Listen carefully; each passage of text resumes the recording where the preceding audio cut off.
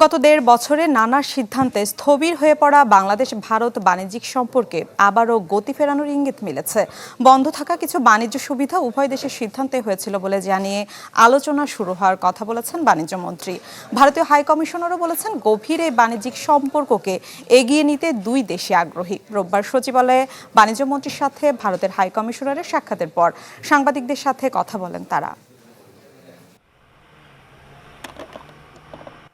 বাংলাদেশ ভারতের দ্বিপক্ষীয় সম্পর্কের ভিত কেবল রাজনৈতিক বা কূটনৈতিক নয়, বরং সময়ের সঙ্গে বহুগুণ বেড়েছে বাণিজ্যিক গুরুত্ব। তবে সম্পর্কের চরম অবনতি ঘটে ২০২৪-এর জুলাই অভ্যুত্থানের পর। স্থলপথে কিছু পণ্যের আমদানি রপ্তানিতে সীমাবদ্ধতা, ট্রান্সশিপমেন্টে কার্যক্রম বন্ধ হয়ে যাওয়া, সব মিলিয়ে তৈরি হয় বাণিজ্যিক স্থবিরতা। রোববার বাণিজ্যমন্ত্রীর সাথে ভারতের হাইকমিশনারের সাক্ষাতে উঠে এলো বাণিজ্যিক সম্পর্কের ঝালাইয়ের বিষয়টি। পরে সাংবাদিকদের সাথে কথা বলেন বাণিজ্যমন্ত্রী। জানান, আলোচনা হয়েছে দ্বিপাক্ষীয় সহযোগিতা বাড়ানোর দিক নিয়ে। উদ্যোগ রয়েছে স্থলবন্দরের নিষেধাজ্ঞা উঠানোর প্রসঙ্গ।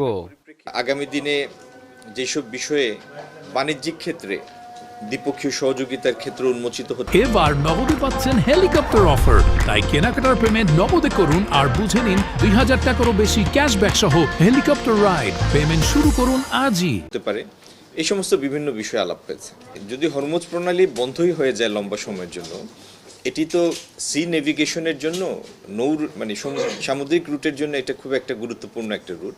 তো এরকম পরিস্থিতির উদ্ভব হলে জাহাজ ভাড়া বেড়ে যায়, আর এটা তো সবাই আমরা বুঝতেই পারি। জাহাজ ভাড়া বেড়ে গেলে প্রত্যেকটা পণ্যের উপর সেটার একটা প্রভাব হয়।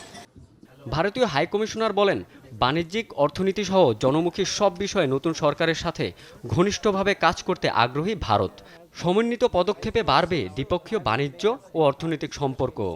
We had a very good discussion. I conveyed our willingness to closely engage with the new government and to strengthen our trade and economic relations and all our people-centric cooperation in all domains by working together in a positive, constructive and forward-looking manner based on mutual interest and mutual benefit.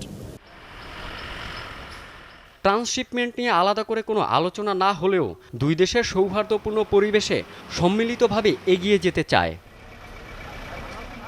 Raunak Mahmud Sourav, channel 24, Dhaka.